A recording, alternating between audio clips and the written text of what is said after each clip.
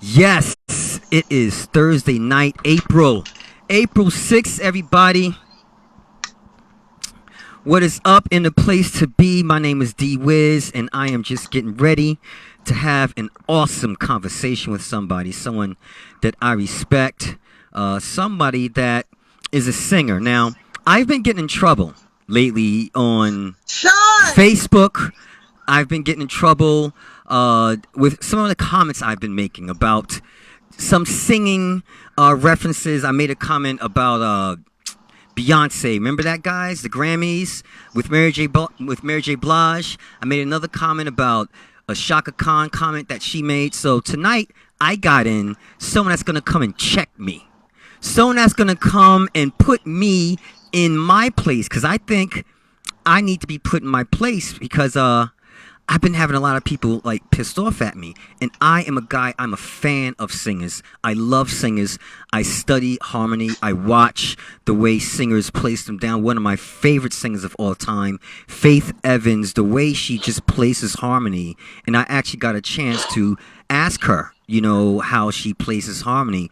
And tonight, I'm going to get a chance to talk to and ask this young lady how she sees music, hears singing, and she's going to actually come in and check me and tell me if I'm wrong and right about a lot of my ideas, man. So that being said, I'm going to welcome in my big sister, one of my mentors, Miss Meli'sa Morgan. Meli'sa, how you doing? Hello. Doing well. How are you? Well, Meli'sa, I told you I wanted to talk to you, and I was specific that I didn't want it to be an interview. I wanted to have a conversation with you. Okay. Now, I am a fan of singing. I'm a fan of singers. And before I get into this, people, just to give you some context, and I think I'm going to give like a small little story, and I think sometimes to give context is a good thing. Now, everyone who's watching, everyone who is going to see this, we all have heard of a guy named Prince, right? So I'm going to give like a little verification story, like a certification story, so we can continue on with this conversation. I used to DJ for Prince on a lot of his affairs, private affairs, and some of his, public stuff. And one time, ladies and gentlemen, I was in Manhattan, and I was DJing a Prince party, an after party. And I think it was two-ways back then. I get a message on my two-way or whatever, and it was from my good buddy, Meli'sa Morgan. She's like, yo, D, I'm out here, blah, blah, blah. I'm at the Prince joint, da-da-da. She probably knew I was DJing because her and I, run in the same circles and whatnot. Yeah. And this, like I said, watched how this story changed. It's a verification story. He was doing a release party for one of his groups, Third Eye Blind.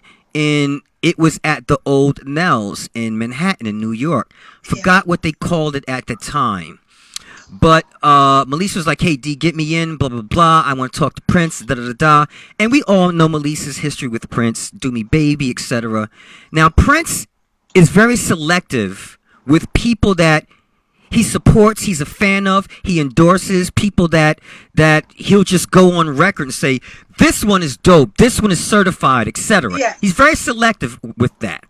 So Meli'sa eventually got in the party. I'm doing my thing with my partner, with Dougie Fresh, Third Eye Blind, does their thing or whatever. And Prince is a guy that likes to just hang out until the sun comes up. So party ends maybe 4 or 5 o'clock in the morning. And I'm packed up.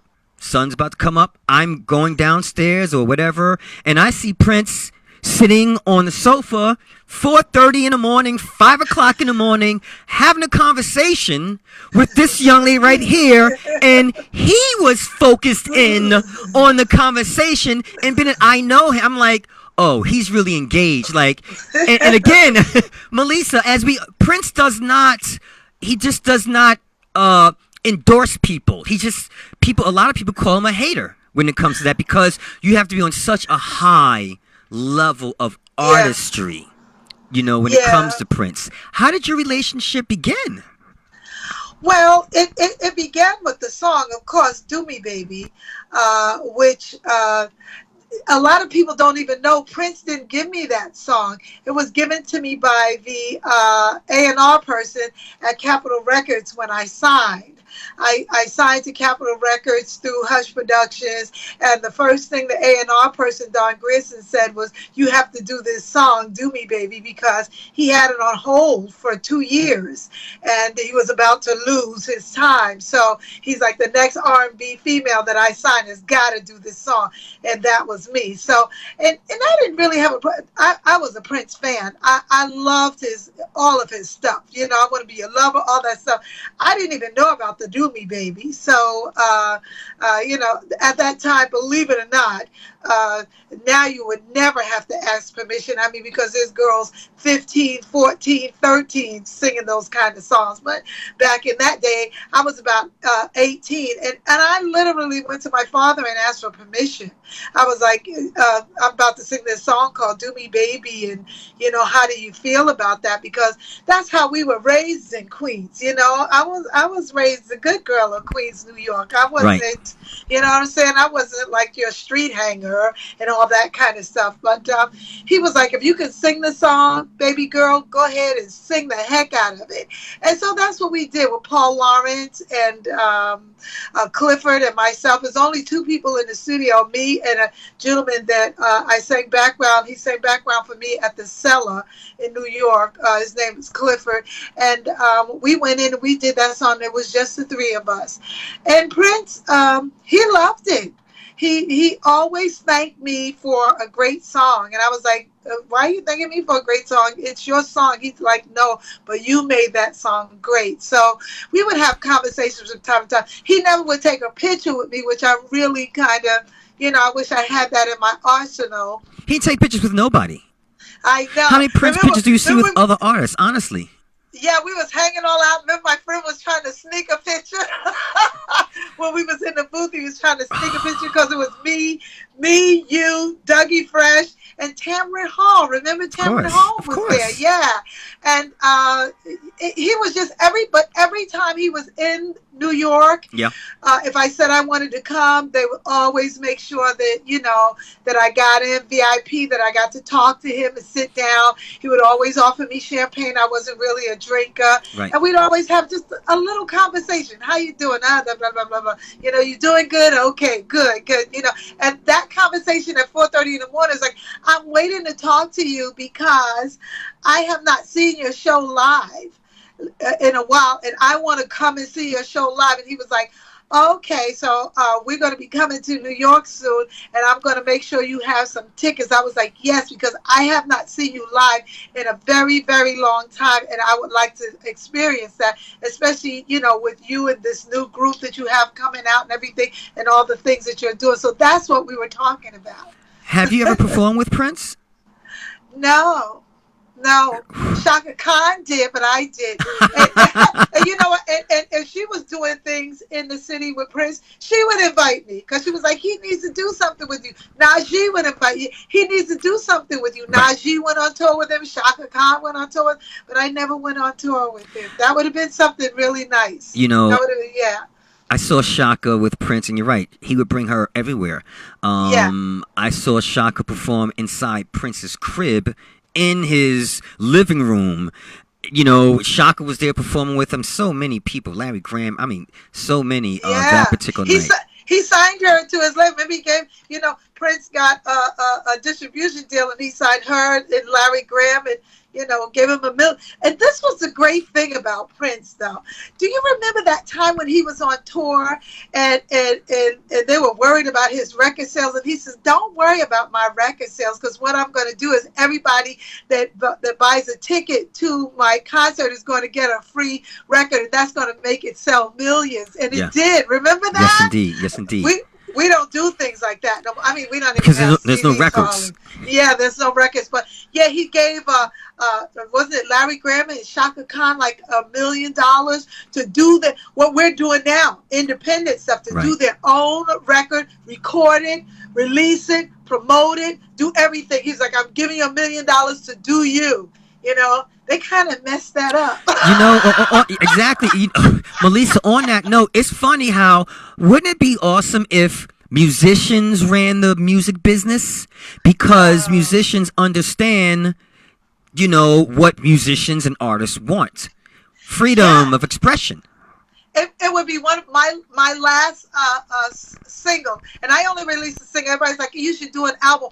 I'm like, honey, if I had the money to do an album, I would. You don't understand this industry, and I'm glad that you're on here. I want to talk about this. It costs a lot of money to release a single and make it go number one. People think that it's just people calling in, or you just release it and it's streaming.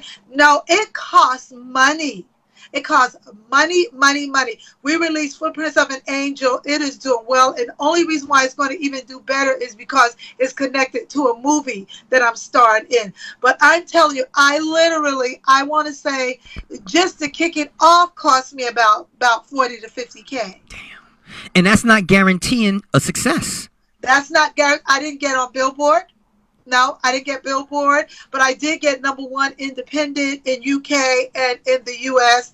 And you know what I'm saying? It helped the YouTube. We have like a 500 and something views on the video, but nothing. They don't even understand how hard it is if you don't have that umbrella of distribution and somebody kicking in that money to help you, make that record do what it's supposed to do and go number one. When you were signed to a major label, did you want the freedom of being an independent artist, or were you happy with, hey man, this is where you need to be on a major label? I wanted the freedom of being able to write and produce and express myself. And see what happens with that when you're signed to a major label. All that's good when it's successful, but when it's not, when you sell like 10 records under the last record, then it becomes a problem, because then what they start doing is stereotyping you. Because then they'll go, well, yeah, well, and I'm going to take it, I'm a victim of it.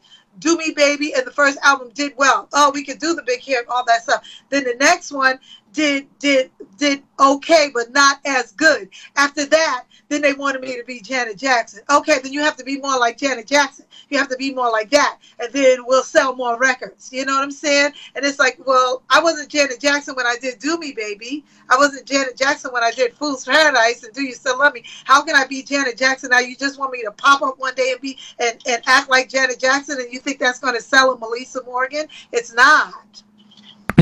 How does that happen? Do you just tell the label no, or did you try to go with it when they suggest you do the Janet Jackson thing?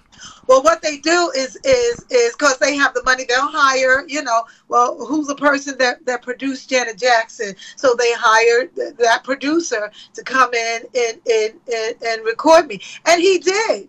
You know what I'm saying? But what they got is a Meli'sa Morgan trying to do Janet Jackson. Yeah, like powerful vocals over like electronic music at the time, and that's like, how I interpret that, which does not go. Which doesn't go, and then they want you to do that kind of video with dancers and all, and it's like, don't you think that the audience is going to see straight through this? And they did. They were like, "What are you trying to do?" Right. You know what I'm saying? Where's our slow song? Where's our, you know what I'm saying? Where's our Do Me Baby? Where's our Do You Still Love Me? What are you doing? And then when that happens, then by the time all that happens and they realize all that, then they're thinking about dropping you. Do you prepare? I mean, do you prefer? You just mentioned Do You Still Love Me and Do Me Baby and ballads in general. Which the ballad is? It seems like we're in 2023 right now, Meli'sa. Seems like there are none. The ballad is gone, right? It's gone. I heard Lettucey in her record, and she's doing her independent thing, and because she won a Grammy, you know what I'm saying? The radio is more open to that, but she's doing it on her own label, spending her own money and making it happen. Right. But there are no slow songs like that no more. Did you watch? Because I want to get into something that, like I was saying, that got me into trouble. Did you watch the young guys when they did their verses, like the Ray J and the verses with the Ray J guys? Remember they did the R&B verses. Did you watch that? I didn't watch Ray J. I watched a lot of, but I didn't watch his. I watched the Keith Sweat, Bobby Brown. I watched the Shaka and Stephanie Mills. Right. I watched the Patty and Gladys. Favorite. That's my favorite. Yeah, I watched the first one, which I don't know. They didn't get that one right. I'm sorry, y'all didn't get that right. I watched the Babyface and Teddy. who was Babyface in the other one Teddy. that they had. Who was it? Teddy Riley. Yeah, they had to do it like 4 times Yo. because they didn't get it right. I watched. That was at the beginning of the pandemic. Yeah. You know, cats were still trying to figure out what goes into where. You know what I'm saying? Like, I'm sorry, it was horrible. And I tried to watch it a couple of times. I just couldn't. The sound was all bad. It was like, oh God, you made them both look bad. I didn't like it. Have you ever been approached? Have they reached out to you?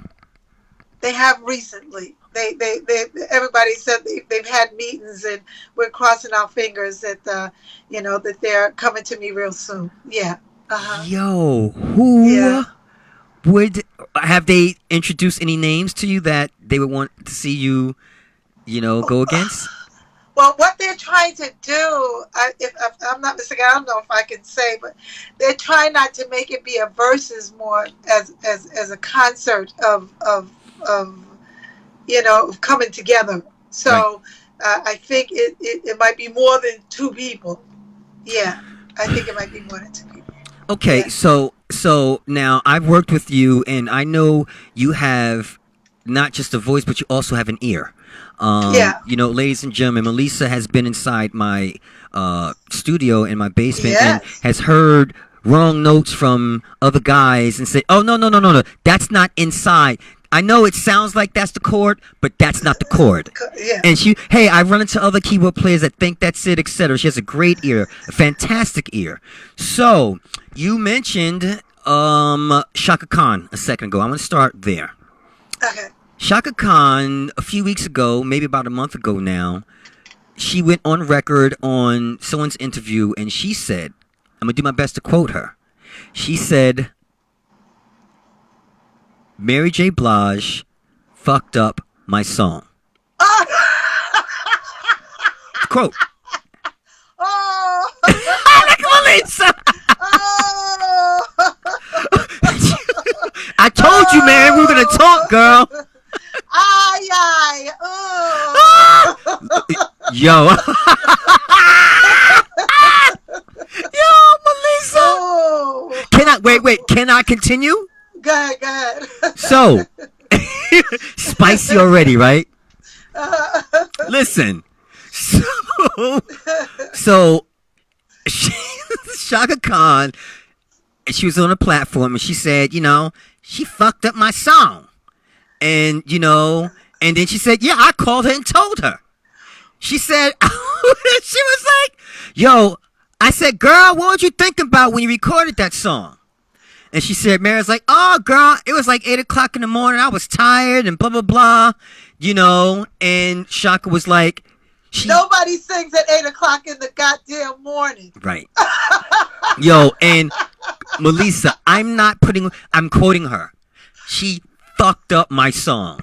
Sweet Wow. thing. That's what she said. So, my comment on social media, do you guys think that Shaka Khan would have said the same thing about Whitney Houston when she covered her song, I'm Every Woman, the way what she said about Mary J. Blige? Ooh. Yeah! And look, you see my Whitney Houston, because, I sang on her first album.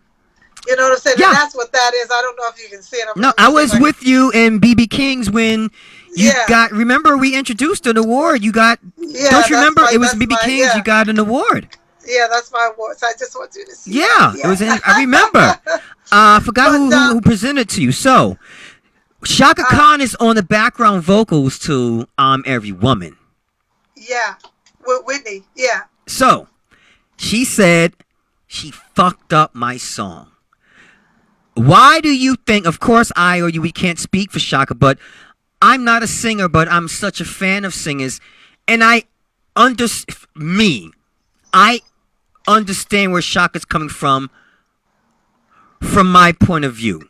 And if you're uncomfortable and you want to talk about this, about peers of yours, I'm fine with that. But I got in trouble for agreeing with Shaka. I got in trouble for that. At that time when Mary did that, I mean, we all heard it. Mary was a baby. She was young,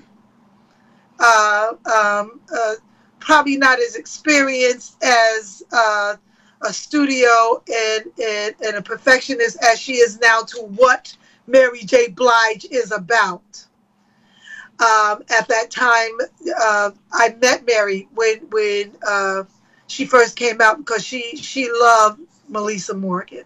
And she'll tell you that to this day. She loves me, and I love her too. And I've made money off of her on her breakthrough album, Good Woman Down. I'm a co-writer on that because she used Heartbreaking Decisions, and she used my vocals on there. So I doubly paid, because I do own the rights to my vocals. So and actually, I'm getting a Grammy participation certificate for being on that album, and it won Best R&B Album of the Year in like 2007. And I didn't even know I was eligible for it. Right. It was, I'm gonna tell you a long story, then I'll go back to it. Was the young lady Big Frida, who's on Beyonce's Break My Soul, doing all that. She's the one that made me aware that I'm supposed to get an award for being on Mary's. Okay. And I didn't so this know came that. afterwards. I would have gotten it in 2007. So we just applied for it, and I'll get it in a couple of weeks, and we'll probably have a little party or something. But I get that for her, and also for being a writer on LL Cool J's Stand By Your Man. So it's just really crazy. So I know about, recording and sampling and stuff like that. But let's get back to Mary. What Shaka said, yes. The beginning Mary. Okay, go ahead. She was a baby. She was a baby, and Mary did not know who she was. They were sculpting her. You know what I'm saying? The people that was recording her, P. Diddy and all that, they were sculpting her into being what they needed her to be. So she didn't know who she was. She was following directions. And she could say, yeah, well, I sang that because 8 o'clock in the morning after partying or whatever, or being up or waiting to get in the studio, they said, Mary, get up, get in the damn studio. Here we go. We're going to do Sweet Thing. That's what you should do. And you can't blame her for that because she had no control over singing at 8 o'clock in the morning. P. Diddy did. You understand what I'm saying? Because he was producing her. Gotcha. So you can't blame Mary for P. Diddy saying, get in the studio right now, 8 o'clock in the morning, and sing this song. Right. You have to blame him for that, and for him saying, okay, is her vocals good enough? Because he was the producer. Gotcha. So the Shaka blaming Mary being it's like any of the new and upcoming artist has to when the record company says, okay, we're flying you out to blah blah blah, and this one is going to produce your song, and you're going to stay in the studio. Plenty of times I flew to Nashville, Tennessee because they wanted me to go in the studio while they was mixing, and if they needed me to record something, I had to be ready 24/7. So they put me up in the studio because they had a house next to put me in the studio. This is where you're gonna eat. This is where you're gonna sleep for the next week. Because if they need you to fix something, you got to be there. And that's I'm 100% sure that's what happened to Mary. Is that when they said 8 o'clock in the morning, let's go, she had to So go. how did you deal with that when you were like in that kind of like, 24-hour like doctor cycle, hey, when we call you, just be ready. How do you prepare to be ready 24 hours as a singer? You did what she do. You wake up and you get to singing. Now she's in control. Like, nigga, I'm not. I'll see you at 1. You know what I'm saying? She can do that now. She couldn't do that then. You know what I'm saying? When they said, let's go, she had to be ready and go. They called me at 11 o'clock in the morning. Oh, we think we want you to fix this thing. I'm sleeping.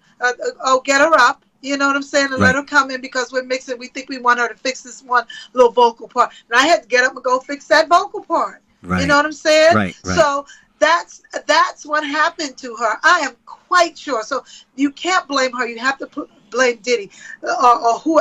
I'm saying Diddy because I think he was involved in producing her first album. I don't know who produced Sweet Thing, but I know he was part of producing Now, and honestly the whole speaking, album. when you're Yeah. talking about that, we could stay there for a bit. You're talking about hip hop guys that most likely didn't have musical background, you know. Right. And I heard that as a musician when I first started hearing that early experimental like hip hop R&B fusion. I wasn't really a big fan, Meli'sa. You know, Okay. I really wasn't. It didn't hit me like that. Mary's Right. My Life album knocked the blood clot out of me. Holy smoke! Sorry. Holy smoke! Did that kill me? The What's the Sorry. 411 album did not do that for me. It didn't. But Okay. the My Okay. Life album, holy smoke! And it was probably, and I'm gonna be honest, it's not the singing. It's the songs. For me, it's the vibe. It was the moment. It was the emotion. That's what brought me into the My Life album, which brought me into appreciate Mary more.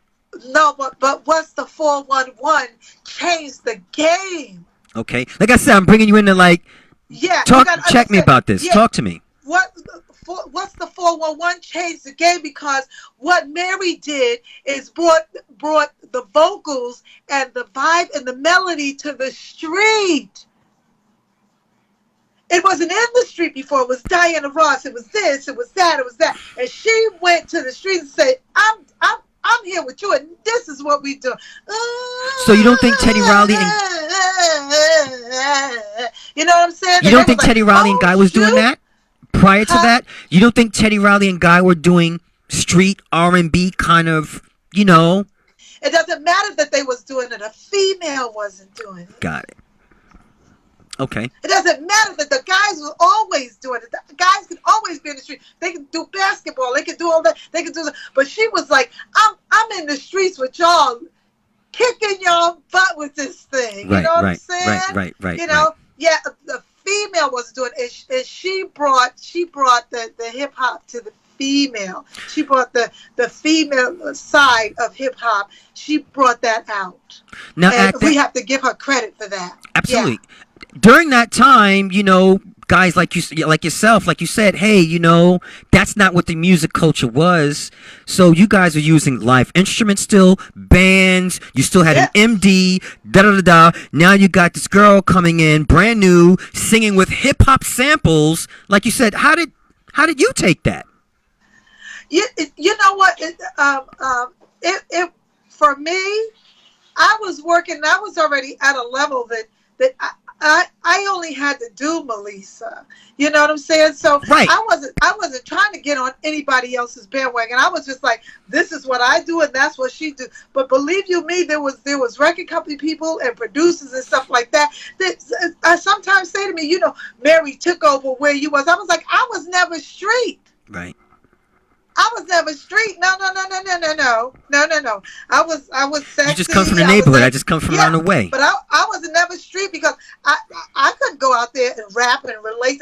That wasn't me. That girl brought in a whole different thing. So I say that to say that even though Shaka said what she said, you have to put in the contents of the era and where she was at that time. You can't put the Mary J now into what she was doing before.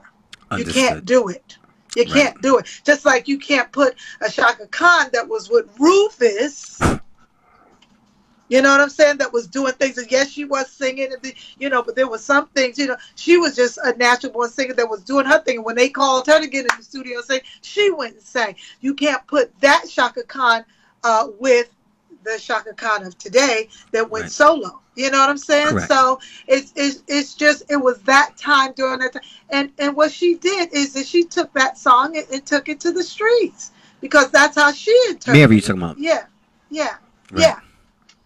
I mentioned, and one of you and I's like favorite singers, Whitney Houston, and I mentioned about the "I'm Every Woman" track. Melissa, I'm gonna be honest with you. I'm about to say something else that is so like I get beat up on sometimes. Uh-huh.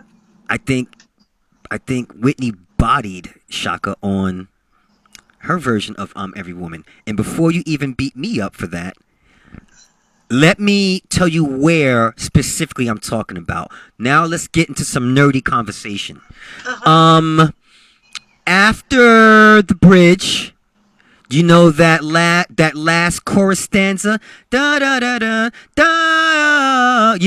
When they're Uh-huh. going down, descending, and then that part. Uh-huh.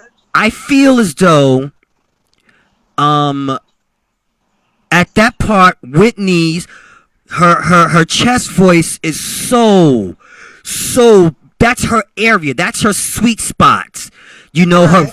her chest like just expands there, and it feels like when she's in that place, that like I will always love you space, it Yeah. feels like Can't she stop gets her. stronger and stronger and stronger, and like a BMW. You know how a BMW, when you drive it, the faster you go, Yeah. the car's like talking to you. It's like, yo, we Yeah. gonna we gonna go faster. So in Yeah. that area, after the bridge, after when they're doing that Uh-huh. descending part, that last chorus stanza, I feel as though her voice is stronger in that area than Shaka's, because that first soprano, that is just like so natural for her, and I know it is for Shaka as well. Yeah. What are your thoughts about my feelings about that? Check, Listen. again, check me, or if hey D, you make whatever it is. This is what I think. I once again I have to go there and I have to say this. It's the production of the two are totally different. Oh man, now come on, No, man. I have to because Shaka's with Ashford and Simpson and everything, it was slower. And Whitney's was more, you know what I'm saying? And so I think uh, um, a faster track will allow you to do more vocal things differently than a slow track will allow you to do. And so I just think the interpretation of the two, even though it's Shaka is the original, it was slower. It was more, uh, Shaka Ashford and Simpson groove. You know what I'm saying? Where Whitney's was more up, almost dance, almost dance. Her version was almost dance to me, but somehow they with her vocals it kept that soul. You See, but know? so here's the thing. Now they both did the same performance. It's not like Whitney changed riffs. She didn't change anything. She didn't change She any. did change. She did change some riffs. Yes, she did. Not in She that area did. that I'm talking about. Yeah, she did change some riffs though. Are you talking about? All that. Yeah, she did change some riffs. Yeah, yeah. The Okay, well, interpretation is a little bit different. Yeah. the stuff that she repeated of Shaka's, that Uh stuff you huh. just did, Shaka did that, and Mary did that with that area that you just did, and those Uh huh. descending areas as well at that end. Like she did that because she says after she's like Shaka Khan, Shaka Yeah. Khan. Right. That Right. space specifically I'm speaking about, that's like a sweet spot for me, for for Whitney. Whitney. Uh huh. You know what I'm talking about, Melissa. Yes, I do. You're a I do. pure singer. And understand this. That's an area for you as well. As I'm thinking about it, like, yeah, Yeah. you get stronger in that section as well. And I want to tell you, it's wonderful. That's why I love doing cover songs.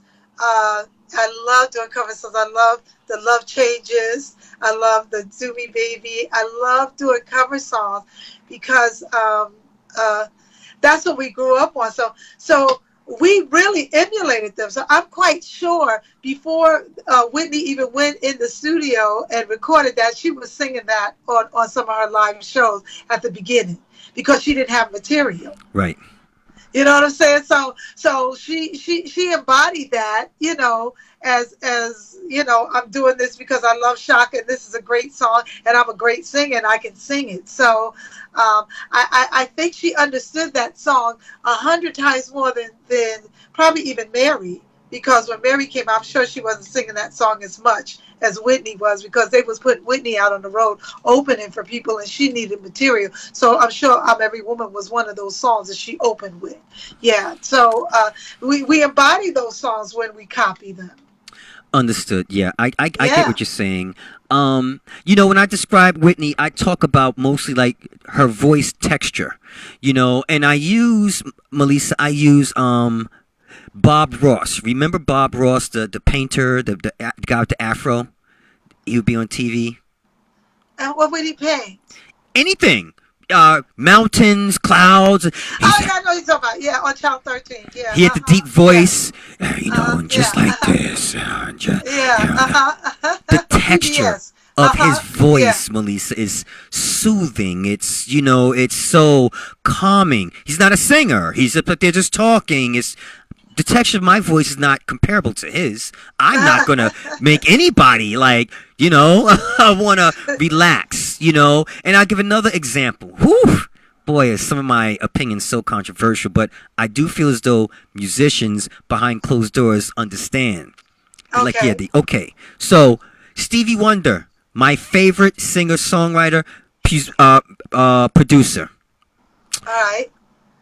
Um, Yes. uh, and texture of voice. Stevie Wonder knows how to use his voice Yeah. the way I hear it. He is not a Luther Vandross. Now, you could take a song like Creepin', which they both did, for example. Uh-huh. Stevie did Creepin', Luther did Creepin'. And Stevie did like 20 years before him or 10 All or so. right. Right. And that's an example of song of voice texture. When I say I'm not, Stevie Wonder will always be on key. He's always going to sing wherever he goes. It's going to be correct. Period. Yeah. However, when I hear the texture of a Luther Vandross's voice, a David Peaston's voice, I know you Uh-huh. remember him. I remember him. The I want to tour with him. Yeah. yeah. Wow. Yeah. He was Yeah. like freaking first soprano as a man. Yes. You remember? He probably had notes you couldn't hear. Probably that dude was Yeah. crazy. Yeah. I just messed you up with that name, right? David Peaston. David Peaston. Wow. Remember that name? I'll tell you a But story about right, it. Yeah. but you get my. I'm sure you understand where I'm going, as opposed to like Luther Vandross, Anita. Those are songstress. As I hear them. Yes, Stevie Wonder, you and I, he has great songs, great singer. But when I think of Luther Vandross, or when I think of Otis Redding, when I think of those guys, I think of singers only. Okay. Here is the thing. Anyone that plays will always have better pitch than anyone who doesn't play an instrument. Can we say Aretha Franklin? Can we say Stevie Wonder?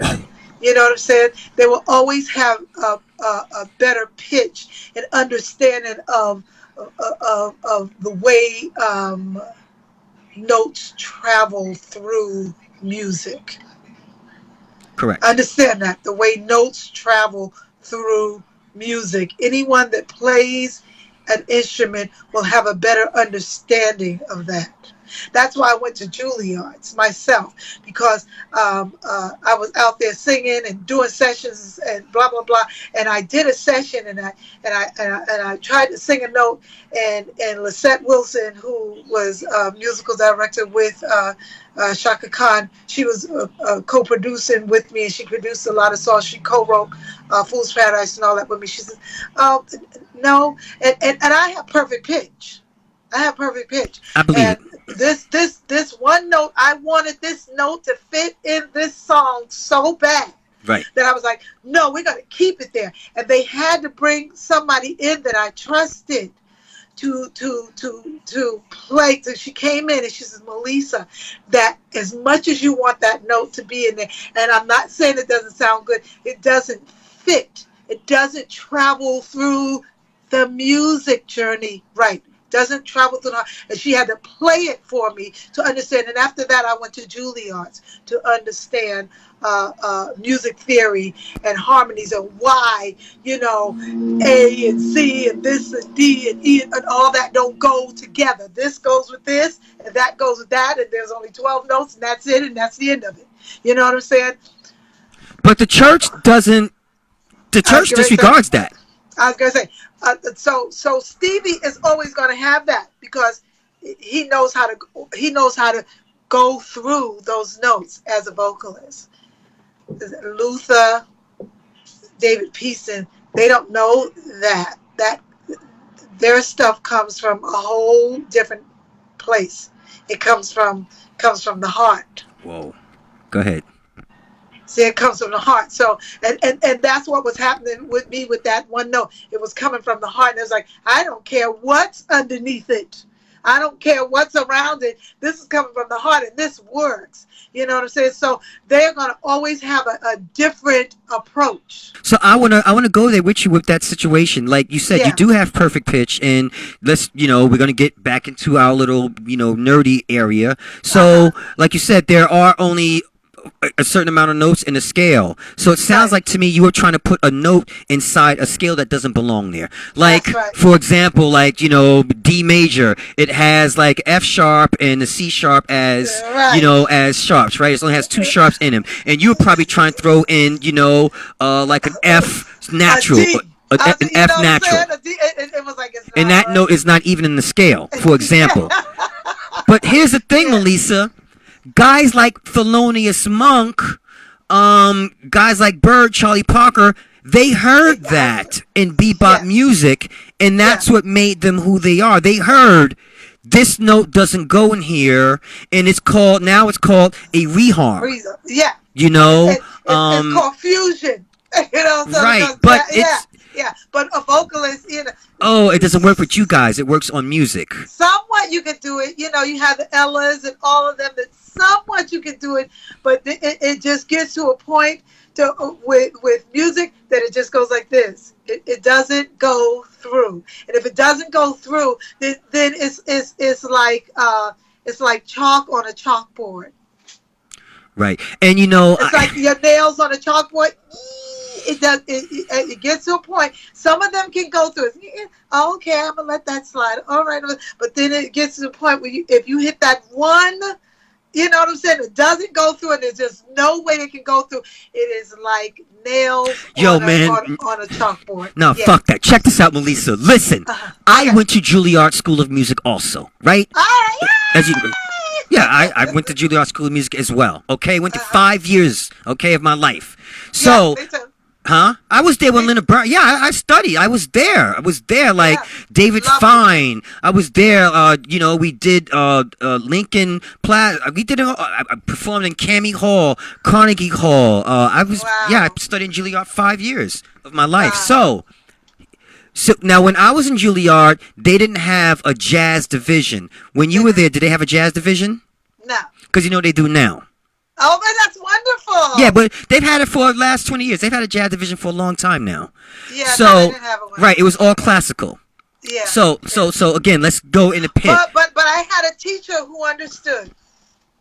You know what I'm saying? Because let's understand how I got into Juilliard's. I sang "I Got Love on My Mind." You were already an adult. Love. I auditioned with that song and got into Juilliard's. So you were already an adult when you went. You were already like out after school. Okay, I went in my school years. Yeah, I was. That would have been my college years. Gotcha. Into my college. Okay, years. I went during school time. Yeah.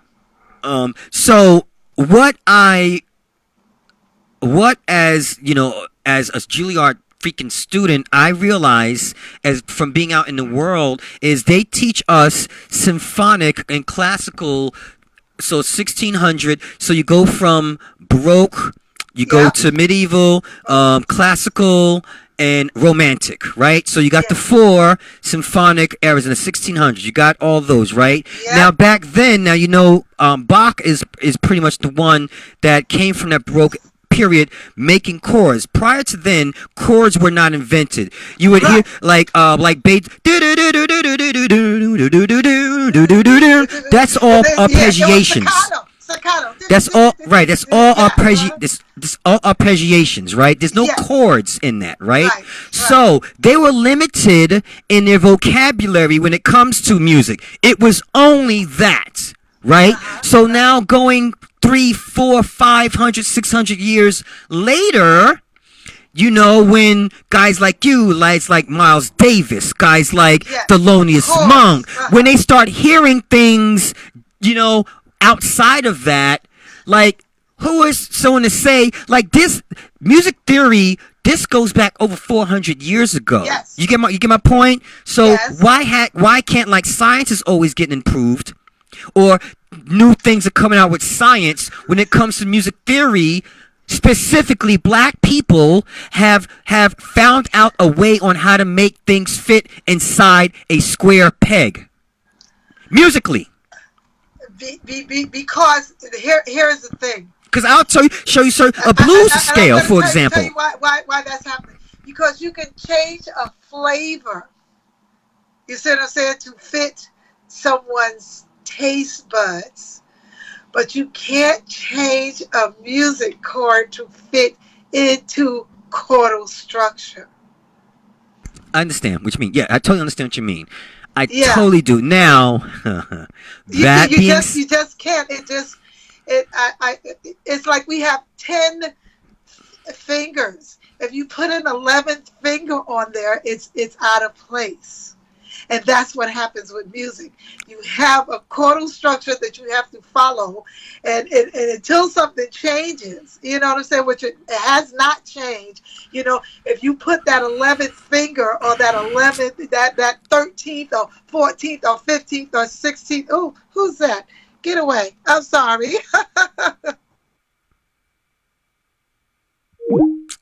well, ladies and gentlemen, let's see if we can get her back. I'm gonna stay here and see if she hits me up. As you guys can see, Meli'sa Morgan is super, super, super informative. She's one of my mentors. I love talking to her, and she's calling me back right now. Let's get it back on.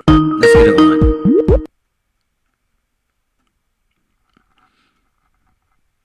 Back in? Sean, You back in? I'm trying to end this. Put your camera back on. I'm trying to just end this. I hear you perfect. Up. Looks like she went back away, ladies and gentlemen. This is live. Talk to me.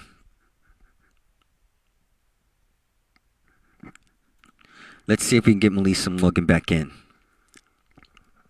Are you there, Miss Morgan? We're going to get her in. It looks like she went out again.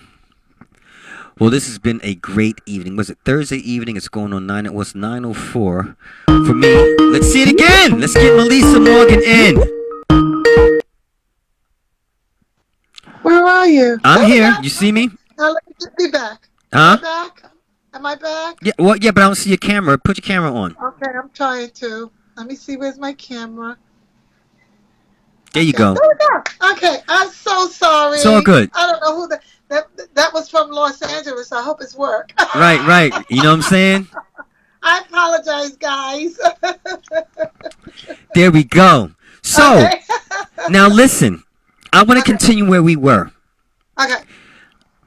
Chord structures. So now you just said, hey, things don't fit. Now, Yeah. what we learn in Juilliard is triads. 1, 3, 5. All right, that's And it. the only thing you learned back then outside of that was a seventh. You know, you would throw a seventh inside a chord inside a triad, and they would hear that a little bit. But you know, Yes. Meli'sa, those guys, what they call the masters, they didn't hear like a blues scale wasn't invented back then. Right. Mixolydians, these things weren't invented back then. You know, what we call like tritones, that came a little later. But you know, to say, hey, well, and again, I come from the same uh solfege and cantus firmus that you do. I come from the same thing. But I'll be honest with you, when I started hanging with the guys in the church, I had to Yes. learn more theory because Juilliard doesn't teach that. Juilliard doesn't teach soul. And there's also more theory There within it that is. soul. Juilliard does not teach soul and feeling. You're not It gonna learn just, it again. just Now teaches facts. these guys Yes. in the churches, they're adding ninths and elevenths to their Yes, they chord. are. You Yeah, don't yeah. find that Juilliard in doesn't teach Juilliard. soul. It, It teaches facts. And but some people need to know the facts in order to expand. I needed that. Yes, I did too. I think every I did musician too. needs the facts. I think every musician does because Yes. Miles Davis went to Juilliard. You know, I Yes. mean, and it made him The better. greats. Uh, Yeah, uh, we're part the of the greats. Yeah. the Marcellus brothers, the That's right. all the Yes. Marcellus brothers, Branford, went to all Branford these Marcellus guys. and They all Winston. Yep. teach and they all come from universities. So Yes. music theory, I endorse. I totally endorse. But I Yes. also, when a person like yourself that didn't have theory, but you're like, yo, D, I was born, and I know you know that you're born with perfect pitch. That's something that you can't learn. That's That's what right. I have, relative pitch. You know, Yeah. a Uh-huh. person that's taught it, relative pitch is, you know, I could play an A and I'm singing in my head 4 notes up from that or 5 notes up for that, and I know five That's notes right. up from that how the pitch is going to sound. I know Yeah. that. That's relative pitch. What Yeah. you have is perfect pitch. I don't even have to hit the note. And you know, Yeah. yeah, A flat sounds like this. Right. And 5 notes up from that, a perfect fourth up from that is this. And Right. that's I don't have that, or some of us don't have that. But you guys that do have that, and you hear music a certain way, it's good to bring music theory into it, but also keeping that other stuff that you also had.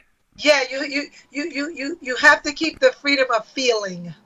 Yeah, yeah. If you take away the soul and the feeling, then I don't know what you have. Then you have Broadway or something. Correct, and you're right. Guys like Stevie Wonder, man, and I didn't think of it like that. You know, Meli'sa, you knew most of my band, and my Yeah. band comes from the church, and I specifically would pick musicians from the church for the reason you said, for guys like David Peaston and like Freddie Jackson or Luther Vandross sing. You're like, they singing from the heart. They don't know Yes. all this other stuff, right? So the guys that Yes. come from the church, they're playing for the Lord. You know, so it's like, I'm not playing from ego, I'm playing for a purpose.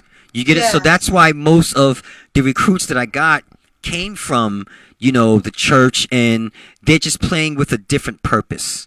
Yeah, yeah, yeah. It's I mean, music is such a wonderful journey to take. Yeah. You know, I mean, if you have that gift and you're on it, whether you're a vocalist or a musician or a drummer, it's such a wonderful journey you can take because there's so many places that you can go, so many avenues that you can explore. You know what I'm saying? To enhance your talent and your gift, and I just love it. I have love Likewise. being a singer through this era, through the Shaka Khans, through the Diana Rosses, through the Mary Jays, through the Let Us See Now, through all of that. I have just really, really loved it. Now, there's some that, you know, that I go, well, we could have done without, but I'm not bold enough to say. What's the young lady name that sings the song, I Could Do This Forever or something like that? I Could Do This All Night Long. I could do this all night long. I Could Love You All Night Long. I think I know who you're talking about, but I can't think of her name. Yeah. Holy smoke. Whoa. Wow. When you see, I don't know if you've seen that, if you've seen her live or whatever, but she's carrying on you guys' legacy of being, a full-chested powerhouse singer. Right, right. That's a new song that's out, isn't it? Kind of, I sort of, know, yeah, but yeah. you know what? Let me tell you what I'm getting into now. Talk I'm to me. getting into the global music. I What, you am mean like the loving. Afro beat stuff? I know there's a song called "Did You Check on Me?" I've been drinking more alcohol for the past 5 days. Did you check on me? Well, that sounds dope. Did you check on me? That Oh sounds my dope. God, I'm loving the whole global kind of feel that's coming to music right now. I think that that's the new wave. Yeah, That yeah, sounds dope. Let me ask you yeah. a question. It's by people. Yeah. I notice, from your songs, I know your songs. I've played them and whatnot, and you've taught us how to articulate them. You're not in your recordings. Uh huh. You're not harmony heavy. Um. You concentrate mostly on that lead, and even when you're in your chorus, area, like, do you still love me?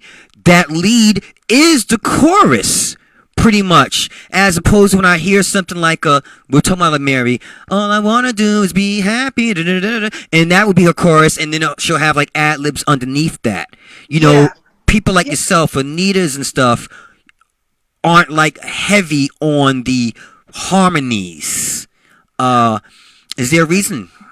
This has been my thing with background vocals, especially if I'm singing them. Uh, the background vocals are only supposed to be a cushion. If the background vocals start taking over what the lead is doing, then that becomes the lead. What are we doing here? So one you have to show your stability of the song, and then you have to have something holding it. You know what I'm saying? It's just like anything, a building. This iPhone that I have. You know what I'm saying? Anything has to have an anchor. Right. So your background vocals are your anchor, and then your lead vocals are the ones that test the anchor. Right. You know what I'm saying? I'm going to do this. And I'm going to go over here. And I'm going to go over here. Then I'm going to do all that. And then I'm going to come back here. Is the anchor going to still be there? Yeah. You know what I'm saying? So So yeah, I've always looked at background vocals as the anchor of the song. Yeah. outside of your own process of writing and recording, what are some of your favorite vocalists slash songwriters that you enjoy, and like why? Before you answer that, I'll give you an example. The way I want you to answer this question, Faith Evans is huge in my heart. She's taught me how to write R&B. She's taught me how to hear R&B. Why? Because when I've heard her early Bad Boy albums, they were so heavy on harmonies. They were so heavy on what she told me what's called confusion. You know, confusion is, because I got a chance to speak to Faith and ask her a question. Hey, I notice you do this. What she does, Meli'sa, is she'll have background vocals and they'll be saying a sentence. Underneath that, she'll have other background vocals singing another sentence. Okay. And underneath that, or on top of that, she'll have some like just area like la, like on top of that.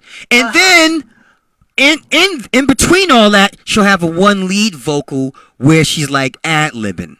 Now, I Okay. love all of that junk stuff. I love it. Right. And I got a chance to talk to her and ask her, yo, blah, blah, blah. She was like, yo, I learned that from the Clark sisters. She was Yeah. like, she said, the Clark sisters told me how to do that. And she says a technique called confusion, where Okay. you take a sentence and you add something underneath it, etc., and it's going like around in a circle.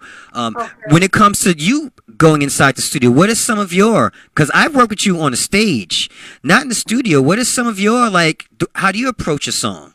From then to now, because you're still recording, are you approaching Yeah, things yeah, yeah. differently?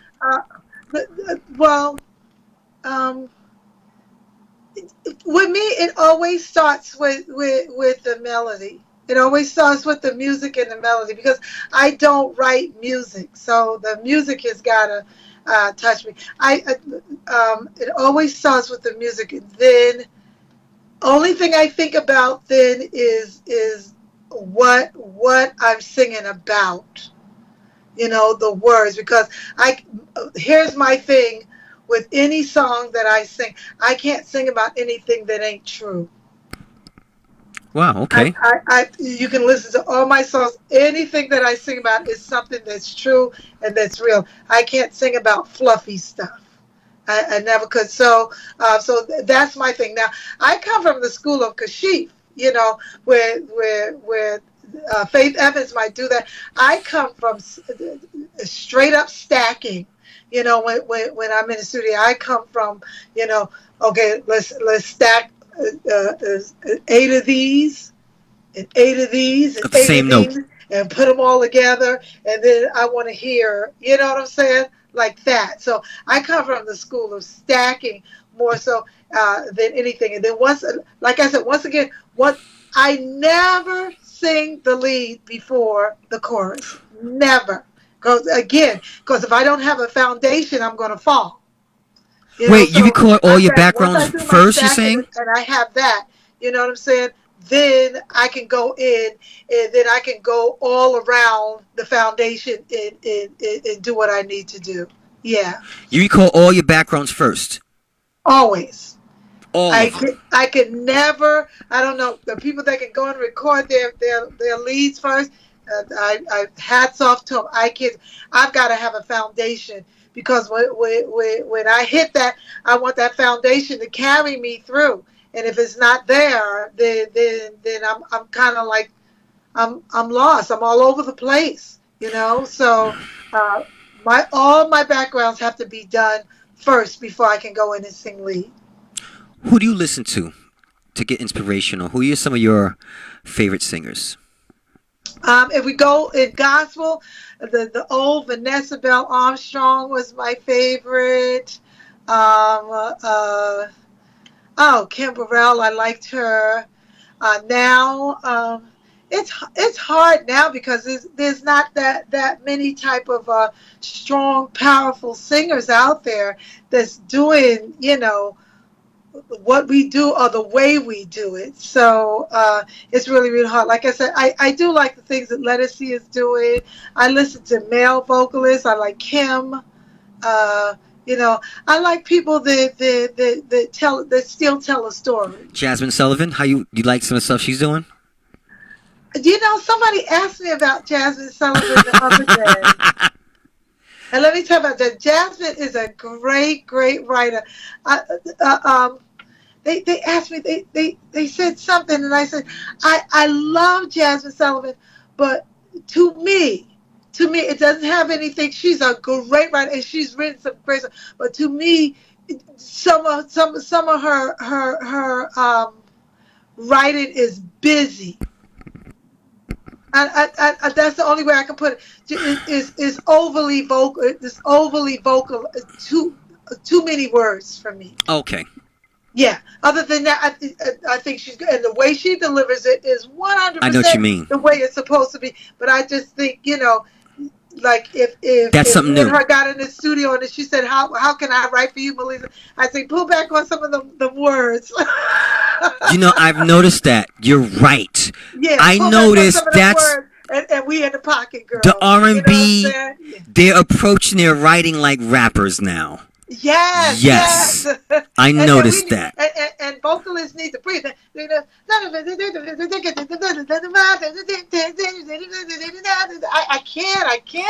can't. Yes, You know what I'm saying? I gotta breathe. the vocalists are approaching things like rappers now. Yeah, Because as you're yeah. saying, like, right. Right, you're right. It's Yeah. a lot of words. I've noticed that vocalists today are using a lot a lot A of words. lot of words. That's why I think this global thing is going to turn music around now because it's more about the melody. You Right. know? Yeah, it Yeah, just it, plays music that. Yeah.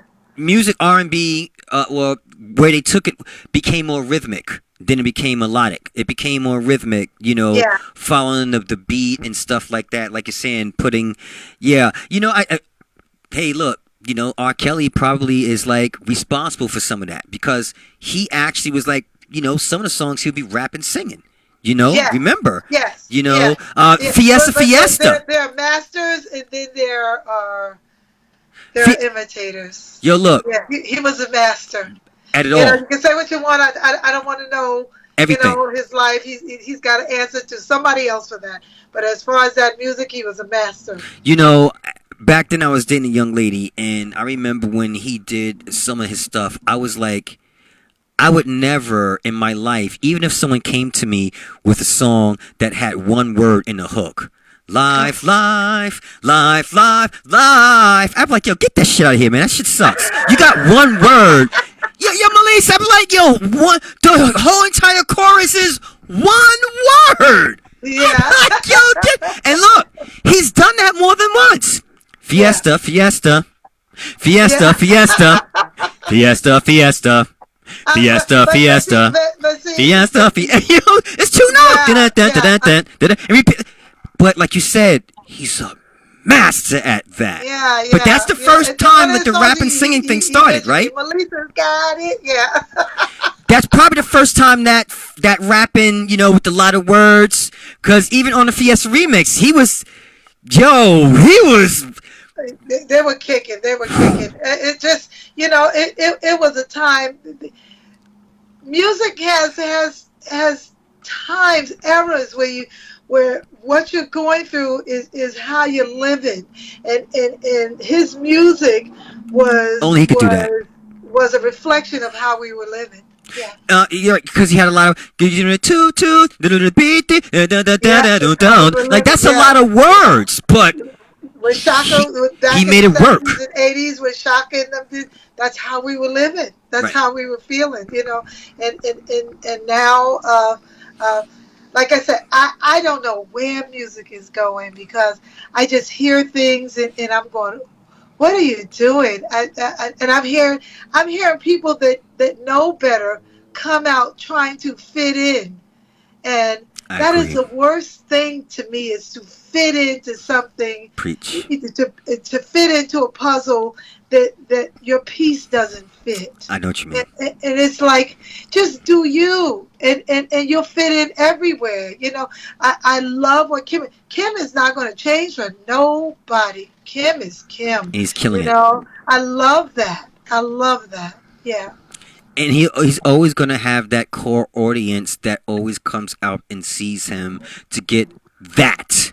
To get that. Yes. Yeah. Because nobody else is doing that. Yeah. Yeah. When you saw copycat, then it's like you said, good luck with building a core audience because they don't know what you're going to come out and do. Yeah. Well, before we end, I want to throw a few more names out of some people that I'm just curious to get your opinion on, singing wise. Amy Winehouse. Amy Winehouse. Oh, she was good. Yeah, she was good. Oh my God. Remember she I bought that think I said, soul Motown back. yes, yes, and I think when I went over to Europe, I sang one of her songs. Yeah, and they love her. Yeah, we loved her. I even loved the documentary on her. Listen, I tell people I'm seeing people. I just saw something with Coolio and a whole bunch of people passing away. Unfortunately, in this industry, I don't drink, I don't do drugs, never have. I used to drink champagne and some margaritas, cut that out. Unfortunately, in this industry, you know, people use things to make them feel bigger. You know what I'm saying? To Yeah. make them forget about some of the things. Because this industry, and I'm going to tell people, this industry is not easy and it's hurtful sometimes. And you go through things, you watch it, You're watching the SWV and Escape thing where that young lady is saying that her own sister and her brother-in-law stole money from her. Right. You know what I'm saying? Imagine that was $30,000 in watching. Imagine someone stealing your music and hundreds of thousands, millions of dollars for you, and there is nothing that you can do. You can go to a lawyer and hope that you get out of it. But can we say George Michael's? Sometimes you don't get out of it. So you Yeah. turn to things to get you through. Um, And I just want to say to people, there are other ways of going about that. I see so many people fall down that trap and with this fentanyl and reading every day about somebody dying from that in the music industry. It's like, right. what are you trying to escape? So this is my thing. This is my thing. Yes, do not treat this music industry as your life. Treat it as a career that you enjoy doing, that is a part of your life. Have other things in your life that you do. We're building a house, you have your family, you know what I'm saying? You love other things, shopping, traveling. I have a house in Aruba that I go to. Do not treat this industry, this music industry, as the only thing that is keeping you living. Because if you do, you're going to go down a really bad path. And on that note, everybody, I'm going to bear witness to that because if you guys follow Meli'sa Morgan on her Instagram or Facebook, on her social media, you see how she actually does share her life. Yes. Purchasing properties, Yes. when she's out on vacation with her significant other, she'll share other things outside of music because, as you said, it can be a very hurtful. I mean, Yes. forget stress. We Well, could talk about yes. just hurtful, hurtful, And, hurtful industry. and G Wiz, we have seen so many people be number one, on top, on top, on top. Me, a number one record, blah blah blah, and then you know what I'm saying. 2, 3, 4 years later, they're scrambling. Where They're scrambling to find a hit to drop from the record label. This and that. They scramble. They ain't saved a dime because the jewelry and this and houses they can't afford. And you know what I'm saying? I always tell people. They say, "What is the one thing that you would tell someone coming to?" Please live just a little bit below your means. Live a little bit below what you make, and you'll always be able to make it. You know what I'm saying? Just because you make $1 million, don't go buy a $10 million house. You know what I'm saying? Because if you don't continue to make that $1 million, and you have a slope or anything like that, you know what I'm saying? You basically want to kill yourself. You know what I'm saying? Because it's you fact. you Yeah. can't keep up. So you know what I'm saying? Live a little below your means and enjoy life. And don't try to keep up with no Joneses or anything like that. Live your life. I want to echo what you're saying because people like yourself that I see that are in the music business, I came in a little younger than, most of my peers and most of the people that I look up to. And a lot of times I would often, Meli'sa, not yourself, because like you said, you stayed, active outside of it. I would ask people, what happened? Yes, What happened? yes, What happened? Just that simple question. Bro, what yes, happened? You know, yeah, and it's always down to the money situation, Meli'sa. I got artists, people that I've worked with, that I've been, like, artists that have that still to this day have historical records, and I've been to the supermarket with them, and they went to pay, their card got declined or oh whatever, God, and you know what yeah, I'm saying, yeah, or ATM card, and you know, uh, things aren't what they see. It seemed to be. It's this yeah, music business. I don't know, Meli'sa. Sometimes I say to myself, there's been times I've been hurt from the yeah, business, and yeah, you know what? Every time I want, well, I say to myself, I'm going to bounce or exit or get into something else.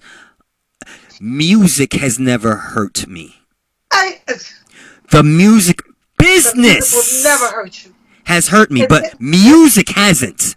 yes, and you have to find that girl. I tell people, save your money. You know what I'm saying? I know so many people that, have, like you said, have made millions and millions and millions, and then you see them. You go, like you said, what happened? You know, they don't think about credit scores. They don't think about saving money. They don't think about what's going to happen to me in the next 5 years. They don't think about taxes. They don't think about anything. But I'm rolling. I'm making this money, and blah blah blah. And everybody's going to say everybody doesn't always take care of everything for you. So you have to find that way to find that balance. Yes, yes. If I'm making that money, I do need an accountant and somebody to take it. But then I still have to be smart enough to go in there and have meetings with my accountant and know where my money is going. You know what I'm saying? Yeah. You have to do those things for yourself. You can't depend on everybody to do things for you, especially not in this industry. And take care. Make sure you're publishing and you're songwriting and all that stuff. Your sound exchange. There are other things in this industry why people make money. It's not all about I want to be a Beyonce and I want to be a brand and I want Adidas and I want to make it. Can we say Kanye West? Like, you see what happened to him in 1 week, Can one we day, say one, like, you Kanye see how West? it happened? He is the best, and I know You he's see how it probably going happened? to bounce back or whatever. But can we say? Did we see the rise and fall? Yeah. Quickly. Quickly, one day they said he was worth something point billion Billion. dollars, and then the next day they said he was worth a million, and then the next day they said he wasn't worth anything. That's right. Basically, that he has $100,000 in the bank and good luck. You know what I'm saying? So that's real. That's real. You Yeah. know. So I mean, I know there's so many people that I know that I work with from the 90s, early 2000s, and they're just, as you said, it's just not looking good. And I'm like, yo, I mean, even people that I've, done shows with you and certain, other artists or whatever, that my band, I've backed up. And I'm like, yo, try to get the momentum or whatever. Like you said, some people just get so overwhelmed with the way they were treated in the music business that it just takes them over. it takes them over. Yeah, yeah, yeah. So you've got to find your balance. Find your balance. Yeah, and I always people say, oh well, if I have money, where should I invest? I always tell people, you can invest in yourself. That's always great. But there's one thing that we know is not going anywhere, and that's land and That's real right. estate. Invest. It ain't Ladies and going gentlemen, nowhere. There ain't going to be no more land. They can tear things down and build it up, but land is not going nowhere. So if you invest in it, it's always going to, keep reaping benefits for you. ladies and gentlemen, there you heard it from a songstress, a legendary singer, Miss Meli'sa Morgan. Oh, this is so much fun, and thank you for Tracks and Tales. That's a wonderful show. It's Isn't a it? wonderful show. And guys, go and watch my episode. That's It's right. a wonderful show. On Fox She 5. called me and said, you need to do this, girl. And I did it, and they treated me so nice. It was so wonderful. So You had thank fun, you. right? You had fun. Yes, I did. I did. Yeah, Yes. yeah. Yeah, yeah. Well, again, Meli'sa, thanks. I want to have another conversation with you about some more singing later on because I'm always going to get in trouble about my opinion about music. You better keep your mouth shut, child. Shaka Khan gonna come after you. That's right.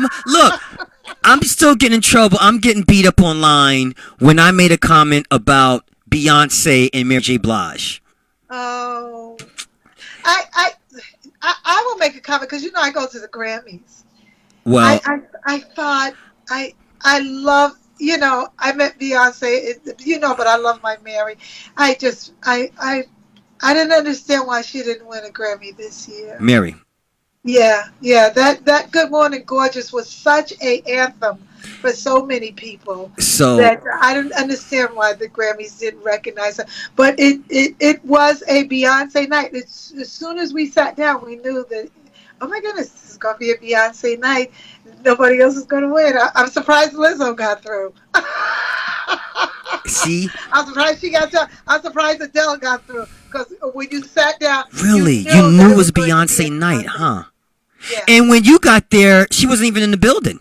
No, she wasn't. She got there late. She Remember? got there late. Yeah, yeah, yeah. And by the time she got her first award, we was like, okay, she's gonna win all the rest of them. Let's go. We started walking around and meeting other people. It's just you just knew. So there's some things that in the Recording Academy that we're gonna work on.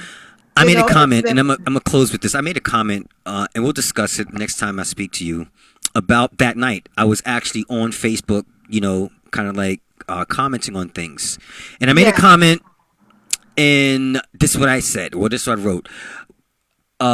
Remember, Beyonce got her that big award of winning all the Grammys out of anyone ever in yeah, history, and then right after that, Mary performed that song. Good Morning. yes. She performed Good morning, good. right after Beyonce walked off stage. She performed that. Yeah, I was like, wow, how does that feel? I'm sure Mary, doesn't feel good to do something like this, to go right after Beyonce when and she did broke the win. Just awards win of it getting all. the most Grammys, when in Mary's heart, she's probably like, I'm the one that deserves that. At least one. She should have won one that night. Just I was really because after the end of the night I was like, but did she win one? Did she win one before No, the awards came on or something? And when they said no, I was like, oh, those are things that that are hurt hurtful. me. Those things are the hurtful things in the music business. Yeah, that hurt me. Yeah. So we love you, Mary. We love you, BS. We love Indeed. Both everybody. of them. We're just talking, Right. just like like we should because we understand what's going on. Yeah. Yeah. Like, Yeah. you don't have to, what people do, and what I've been watching, like, you have to like one or the other. I like I them like all. Mary. I don't like Beyonce. I like, No, huh? I like them all. We're just Why do we have talking. to put one or? We're Why having can't write and? conversation. Like you Yeah. said, we're having conversation, and rightfully so because we're our opinions are not hurting anyone. We're just saying that Mary should have won and Beyonce should have won. That doesn't hurt anyone. Yeah. Well, there you go. Thanks, Meli'sa, coming for hanging out with me. Thank This has been great. you. I always love talking to you. I love it. I can't wait to see. I'm coming to ATL Hit me soon. up. I've got some things. I'm going to inbox you. Dope. So you're not a New York boy no more. Of course I am. I live here. You know what I'm saying? Of course I am. Look All at right, all you better this. keep Blah, that New blah. York in you always, okay? Come on. This is Always the way you we is walk in New York. that New York. I even say it like New York. You know what I mean? They don't even understand. We have to keep that New York in us. That's right. That's right. That's right. So anyway, thanks for hanging out, Meli'sa. Thank Again, you. I'd like to do a part 2. Again, when I Yes. get in trouble again, I'm going to call you up to come in and take me out the fire. Okay. All right. All I right? love it. Thanks, Meli'sa. You're welcome. Have a blessed Bye, night. guys.